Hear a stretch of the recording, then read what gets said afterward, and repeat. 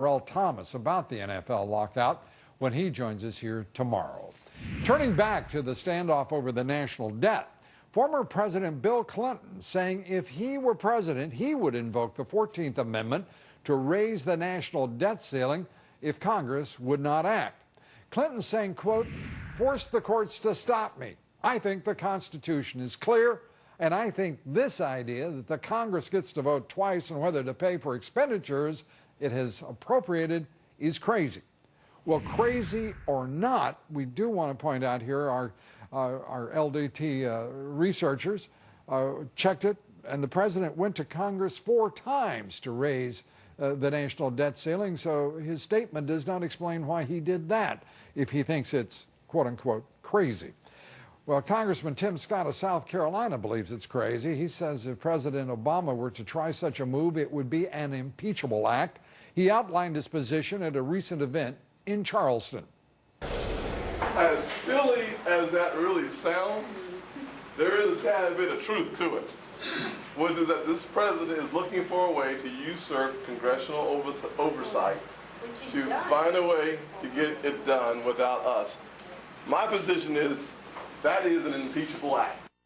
Joining us now from Washington, Congressman Tim Scott. Congressman, good to have you here.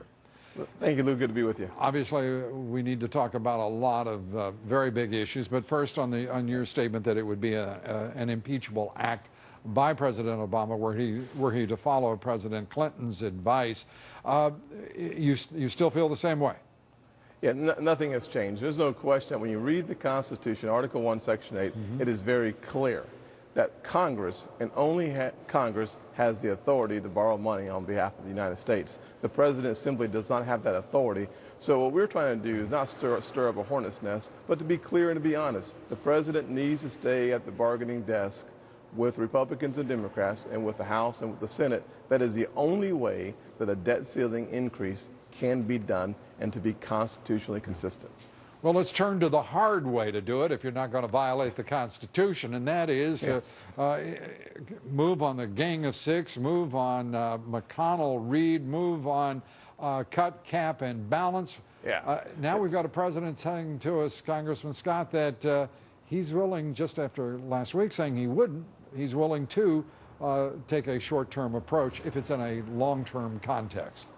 Well, Lou, I'll tell you this, that there is no question that cut, cap, and balance have already changed the way that we're operating on this debt ceiling. The president is now talking about a short-term deal because the House solidified itself with the Republican conference and a bipartisan approach, having 234, now the gang of 234, not the group of 6, but the gang of 234, voting consistent with cut, cap, and balance and listening to the American people. It puts the American people on the offense. And that is why I believe the president is now talking about a short-term deal to gather more time to look for a bigger deal. Well, talking with John Barrasso, a co-sponsor of Cut, Cap, and Balance in the Senate, he is hesitant to say that it can pass the Senate, where it's obviously going to face some considerable opposition, particularly this president saying he's in favor of the Gang of Six proposal, which is, frankly, nothing more than an executive summary of some very big concepts, or the McConnell-Reed proposal. What is your assessment? Well, I will tell you that when you look at the 3 opportunities on the table, the McConnell plan to me is nothing more than an abdication of responsibility and playing politics at a time when we need serious leadership. The McConnell-Reed plan doesn't get it done. The Gang of Six, once again, as you said, it is a proposal, not a plan, but a proposal. And there's no one who's read it because there's nothing been sent out to read.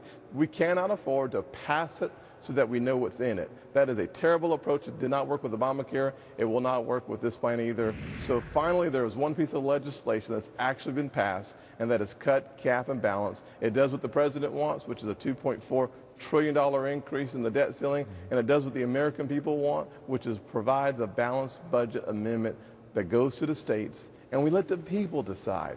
We are in a situation where the people of this nation are standing up and saying, listen to me, get your fiscal house in order. That's not a Republican line or a Democrat line. That is what the American people are saying, and we should listen loud, and they are clear.